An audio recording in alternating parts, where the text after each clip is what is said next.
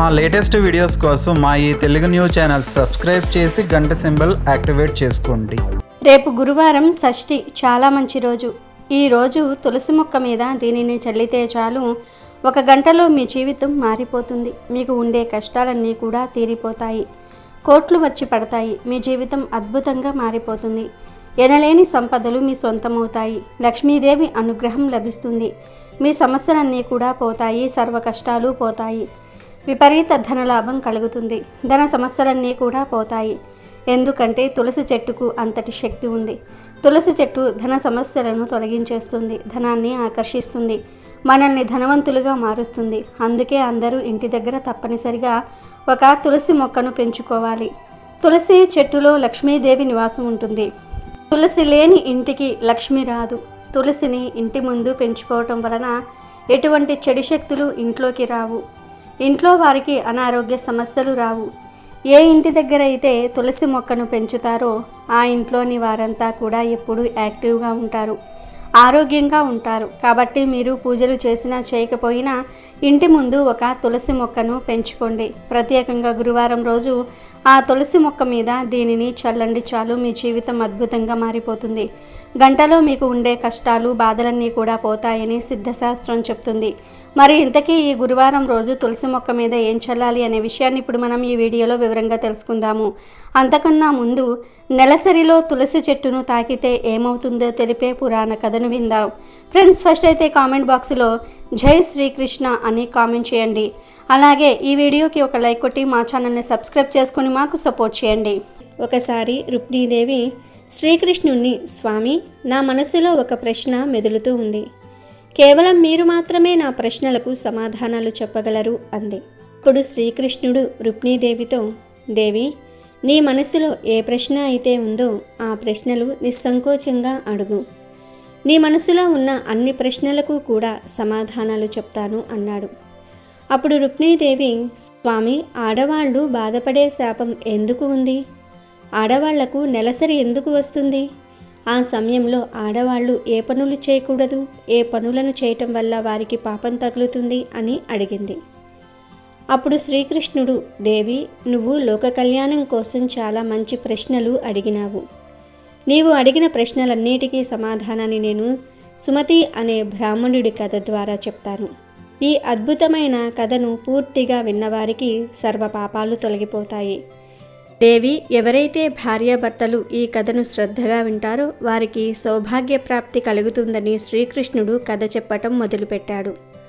పూర్వం కళింగ రాజ్యంలో ఒక అందమైన నగరం ఉంది. ఆ నగరంలో సుమతి అనే ఒక బ్రాహ్మణుడు నివసిస్తూ ఉన్నాడు.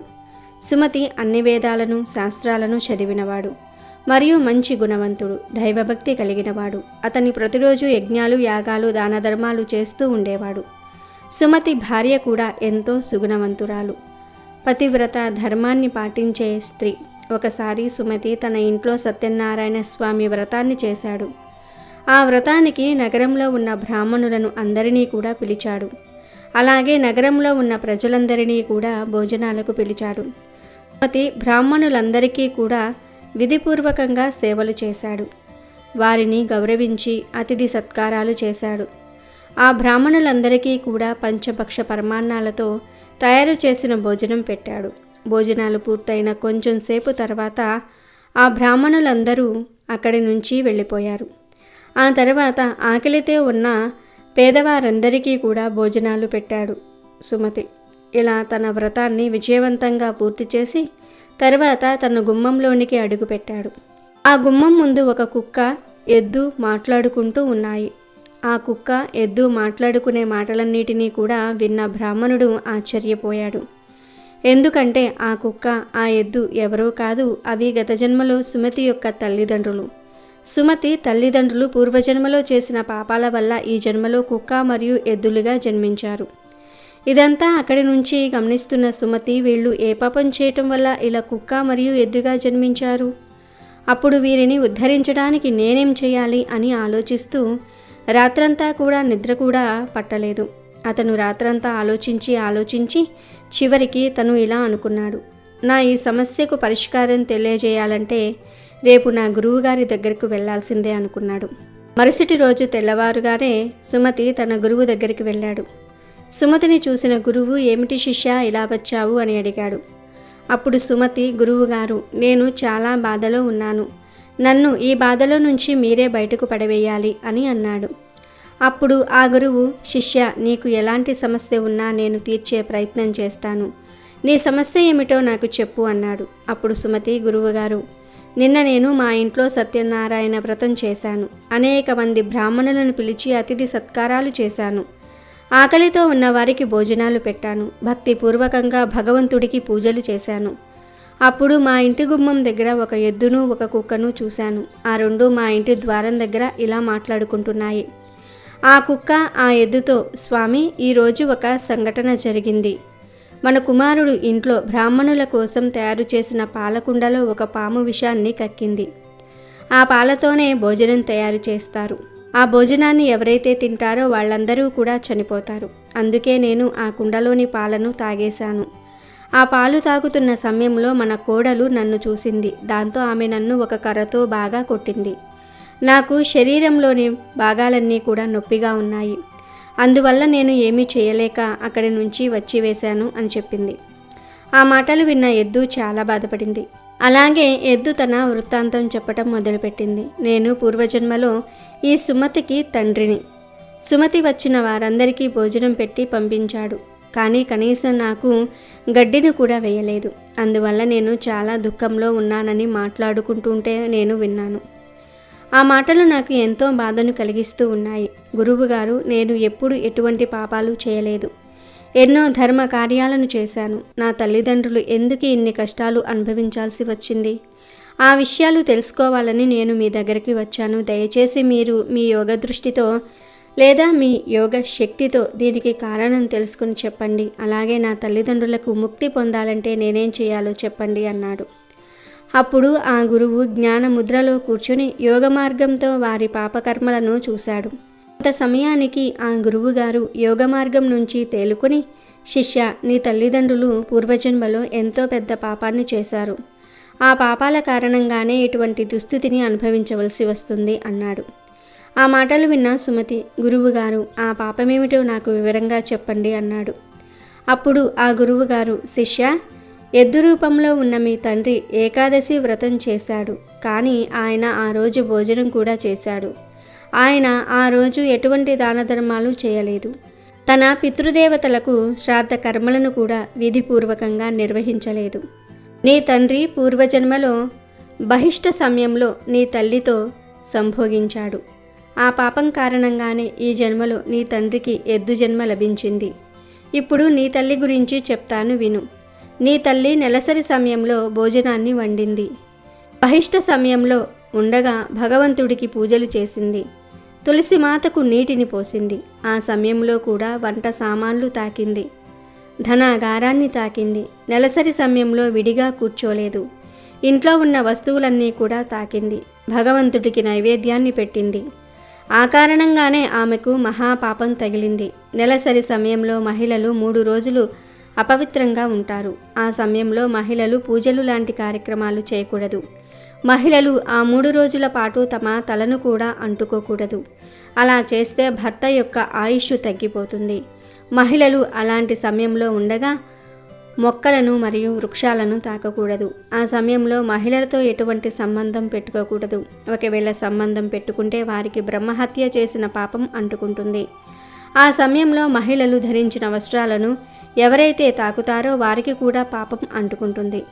స్త్రీలు 4వ రోజు స్నానం చేసిన తర్వాతే పవిత్రమవుతారు. ఈ కారణం వల్లే మీ తల్లికి కుక్క జన్మ లభించిందని చెప్పాడు. అప్పుడు సుమతి, గురువుగారు, ఈ సమస్యకు నాకు పరిష్కారం చెప్పండి అన్నాడు. నువ్వు ఏదైనా ఒక అమావాస్య నాడు నీ తల్లిదండ్రుల కోసం పిండ ప్రదానం చెయ్యి, దానాలు చెయ్యి, ఆవుకు సేవ చెయ్యి, నీ తల్లిదండ్రులకు ముక్తి కలగాలని ప్రార్థన చెయ్యి. అలాగే భాద్రపద శుక్ల పంచమి నాడు రిషి పంచమి వ్రతాన్ని చెయ్యి. ఆ వ్రతం చాలా మహత్యమైనది. ఈ రిషి పంచమి వ్రతాన్ని చేస్తే అంటు ముట్టు వలన వచ్చే దోషాలన్నీ కూడా పోతాయి. నీ తల్లిదండ్రులకు మంచి జరుగుతుంది అని చెప్తాడు. తన గురువుగారు చెప్పినట్లే చేస్తాడు సుమతి. దాంతో కుక్క, ఎద్దు రూపాలలో ఉన్న ఆయన తల్లిదండ్రులు తమ దేహాలను వదిలి పుణ్యలోకాలకు తరలిపోతారు. కాబట్టి దేవి, నీకు ఆడవాళ్ళు నెలసరి సమయంలో ఎటువంటి పనులు చేయకూడదు అనే విషయాన్ని స్పష్టంగా చెప్పాను. ఇప్పుడు నీకు ఏ కారణం వల్ల మహిళలు ఈ బాధను అనుభవిస్తున్నారో కూడా చెప్తాను, విను. త్వష్ట అనే ప్రజాపతికి సర్వ విజ్ఞానపరుడైన విశ్వరూపుడు అనే కొడుకు పుట్టాడు. అతనికి 3 తలలు ఉంటాయి. విశ్వరూపుడు ఒక నోటితో సురాపానము, ఇంకో నోటితో సోమాపానము, 3వ నోటితో అన్నము తినేవాడు. దేవతలు అతనికి గురువు స్థానం కల్పించారు. ఇంద్రుడు అతని వద్ద నారాయణ కవచం ఉపదేశంగా పొందాడు. అయితే విశ్వరూపుడు రాక్షసులకు కూడా యజ్ఞభాగం కల్పిస్తున్నాడని తెలిసి ఇంద్రుడు అతని తలలు ఖండించాడు. గురుస్థానంలో ఉన్న విశ్వరూపుడిని, పైగా నారాయణ కవచం ఉపదేశించిన సర్వశ్రేష్ఠుని చంపి ఇంద్రుడు బ్రహ్మహత్యా దోషము మూటకట్టుకున్నాడు. ఆ హత్యా దోషాన్ని ఒక 7 భరించగలిగాడు. తర్వాత ఇక ఆ దోషాన్ని భరించలేక ఇంద్రుడు ఆ దోషాన్ని 4 భాగాలుగా చేసి భూమికి, నీటికి, చెట్లకు, స్త్రీలకు పంచుతాడు. మొదటిగా ఆ దోషాన్ని తొలగించుకోవడానికి ఇంద్రుడు భూమికి ఒక వరమిస్తాడు. ఎంత గొయ్యి తవ్వినా సరే అది తిరిగి యథారూపం సంతరించుకునేటట్లు వరమిచ్చి ప్రతిగా బ్రహ్మహత్య పాపాన్ని ఒక వంతు భూమికి ఇస్తాడు. తర్వాత నీటికి ఇంకొక భాగం ఇచ్చి ప్రతిగా ఎన్ని కల్మషాలు చేరి అపవిత్రమైనా సరే తిరిగి నీరు పవిత్రంగా మారేలాగా వరమిస్తాడు. చెట్లకు కూడా ఒక వరం ఇస్తాడు. ఎన్నిసార్లు కొట్టివేసినా తిరిగి చిగురించేలాగా వరం ఇస్తాడు. ప్రతిగా ఇంకొక వంతు పాపాన్ని చెట్లకు ఇస్తాడు. ఇక మహిళలకు కామసుఖాలతో పాటు సంతానం కలుగునట్లుగా వరమిచ్చి ఇంకొక వంతు పాపాన్ని స్త్రీలకు పంచి ఇస్తాడు. అలా ఇంద్రుడు ఆ బ్రహ్మహత్య దోషం నుంచి విముక్తి పొందుతాడు. అలా ఇంద్రుడి బ్రహ్మహత్య దోషం చేత కలిగిన పాపాన్ని పంచుకోవటం వలన మహిళలకు నెలసరి దోషం వస్తుంది. ఇంద్రుడు పంచిన బ్రహ్మహత్య పాపం కారణంగానే మహిళలకు బహిష్ట అనేది వస్తుంది, అనగా డేట్ అనేది వస్తుంది. ఎవరైతే పురుషులు ఆ సమయంలో మహిళలను తాకుతారో, అంటే వారితో సంభోగం చేస్తారో వారికి కూడా ఆ బ్రహ్మహత్య పాపం తగులుతుంది. అందుకే నెలసరి సమయంలో భార్యాభర్తలు కలవకూడదని ఈ కథ ద్వారా శ్రీకృష్ణుడు రుక్మిణీదేవి అడిగిన ప్రశ్నలకు సమాధానం చెప్తాడు. ఇక వీడియోలోకి వస్తే, పురాణాల ప్రకారం తులసి చెట్టును లక్ష్మీదేవి స్వరూపంగా భావిస్తారు. అందుకే శ్రీ మహావిష్ణువుకు తులసిని సమర్పిస్తారు. మనం తులసి మొక్క అంటేనే అతి పవిత్రంగా భావిస్తాము. ఎందుకంటే తులసి మొక్క రోజులో 22 గంటల పాటు ఆక్సిజన్ను విడిచిపెడుతుందని పరిశోధనల ద్వారా తేలింది. అందుకే తులసిని ప్రతిరోజు పూజించమని పెద్దలు చెప్పారు. మన పూర్వీకులు దేనినైనా పూజించమన్నారు అంటే అందులో ఆధ్యాత్మిక, ఆరోగ్య, వైజ్ఞానిక కారణాలు తప్పకుండా ఉంటాయి. సాధారణంగా అన్ని మొక్కలు, చెట్లు ఉదయం మొత్తం కార్బన్ డైఆక్సైడ్ పీల్చుకుని ఆక్సిజన్ను వదులుతాయి. రాత్రి సమయంలో ఉదయం తాము పీల్చుకున్న కార్బన్ డైఆక్సైడ్ మొత్తాన్ని పర్యావరణంలోనికి విడిచిపెడతాయి. కానీ తులసి మాత్రం రోజులో 22 గంటల పాటు ఆక్సిజన్ను విడిచిపెడుతుందని పరిశోధనలో తేలింది. వృక్షజాతిలో మరే మొక్కకి ఇంతటి ప్రత్యేకత లేదు. తులసి ఔషధగని. తులసిలో ప్రతి భాగం ఆయుర్వేద చికిత్సలో వాడుతారు. తులసికి ఉన్న ఘాటైన వాసన కారణంగా తులసి వాసన వ్యాపించినంత మేర ఈగలు, దోమలు, పాములు రావు. అందుకే మన సాంప్రదాయంలో ఇంటి ముందు, వెనుక కూడా తులసి మొక్కను పెట్టి పూజించమన్నారు పెద్దలు. తులసి ఎంత గొప్పదంటే, తులసి వనంలో పెట్టిన శవం తొందరగా చెడిపోదని మన ఆయుర్వేద గ్రంథాలు చెప్పాయి. తులసి చెట్టు కాలుష్య ప్రభావాన్ని తగ్గిస్తుంది. రోజురోజుకు పెరిగిపోతున్న ఈ కాలుష్య జీవనంలో కనీసం మనిషికి ఒక తులసి మొక్కనైనా పెంచుకోవాలి. గుడిలో మనకు ఇచ్చే తీర్థంలో తులసి ఆకులను ఉపయోగిస్తారు. దానికి కారణం ఏమిటి అంటే అందరూ ఆరోగ్యంగా ఉండాలని. అలా గుడిలో మనకు ఇచ్చే తీర్థంలో తులసి ఆకులను ఉపయోగిస్తూ ఉంటారు. తులసి చెట్టు ఇంత పవిత్రమైనది గనుకనే తులసి చెట్టును ఇలాంటి దగ్గర పెంచుకోమని మన ఋషులు, మహర్షులు చెప్పారు. అయితే ప్రత్యేకంగా గురువారం రోజు ఇంటి దగ్గర ఉండే తులసి మొక్క మీద ఒక ప్రత్యేకమైన పదార్థాన్ని చల్లితే చాలు, 1 గంటలో మీ జీవితం మారిపోతుంది. లక్ష్మీదేవి అనుగ్రహం కలుగుతుంది. ధన సంపాదన పెరుగుతుందని శాస్త్రాలు చెప్తూ ఉన్నాయి. ఏమీ లేదు, గురువారం రోజు చక్కగా ఉదయం లేదా సాయంత్రం సంధ్యా సమయంలో 6 గంటల 15 నిమిషాల నుండి 7 గంటల 30 నిమిషాల మధ్యలో చక్కగా ఒక గ్లాసును తీసుకుని దానిలో కొంచెం గోపంచకం వేయండి. అంటే ఒక 5 స్పూన్ల గోపంచకం వేయండి. గోపంచకం బయట షాపుల్లో దొరుకుతుంది. లేదా మీ ఇంటి దగ్గరలో ఎక్కడైనా సరే గోవుల్ని పెంచితే ఆ గోవు దగ్గరకు వెళ్ళి 5 స్పూన్ల గోమూత్రాన్ని తెచ్చుకొని దానిని ఈ పరిహారానికి వాడుకోవచ్చు. ఎందుకంటే గోపంచకం అనేది శ్రేష్టమైనది. ఈ గోపంచకానికి మన కష్టాలను తొలగించే శక్తులు ఉంటాయి కనుక గోపంచకం తీసుకొని దానిలో చిటికెడు కుంకుమను కలపండి. అలాగే ఒక అర స్పూన్ ధనియాలు తీసుకొని వాటిని పొడి చేసేసి ఈ పంచకంలో కలిపేయండి. ఎందుకంటే ధనియాలు చాలా గొప్పవి. ధనియాలతో ఎటువంటి పరిహారాలు చేసినా 100కు 100% ఫలితాలు వస్తాయి. ధనియాలు మన కష్టాలను పోగొడతాయి, ధనాన్ని తెచ్చిపెడతాయి, చెడును పారద్రోలుతాయి. అలాగే కుంకుమ కూడా ఎంతో పవిత్రమైనది. కుంకుమతో చేసే పరిహారాలు బాగా అనుకూలిస్తాయి, మంచి ఫలితాలను తెచ్చిపెడతాయి. కనుక వీటన్నిటిని ఒక రాగి లేదా గాజు గ్లాసులో వేసుకొని బాగా కలిపేసి ఆ తర్వాత ఈ పంచకాన్ని తీసుకుని వెళ్ళి తులసి చెట్టు మీద చల్లండి. ఈ చేతితో చల్లండి, మొత్తం చల్లేయండి. అలా చల్లిన తర్వాత 3 సార్లు తులసి చెట్టు చుట్టూ ప్రదక్షిణ, ఒక నమస్కారం చేసుకొని మీ కోరికను చెప్పుకోండి. అంతే. ఇలా 3 గురువారాలు చేయండి. ఈ చిన్న పరిహారం చేస్తే గంటలోనే ఫలితాలు వస్తాయి. గంటలోనే మీరు ఏదో ఒక శుభవార్త వింటారు. మీ జీవితం మారిపోతుంది. లక్ష్మీదేవి అనుగ్రహంతో మీరు ధనవంతులుగా మారుతారు.